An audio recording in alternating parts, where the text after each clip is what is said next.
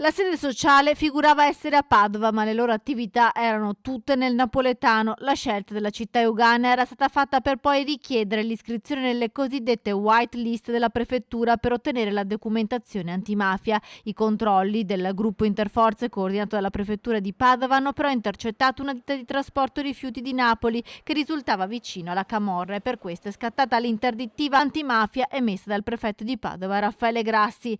L'azienda ha sede a Padova ma svolge la sua attività esclusivamente nella provincia di Napoli. Le indagini hanno consentito di accertare che l'impresa e altre società già attive negli stessi appalti a loro volta interdette dalla prefettura di Napoli sono vicine alla camorra.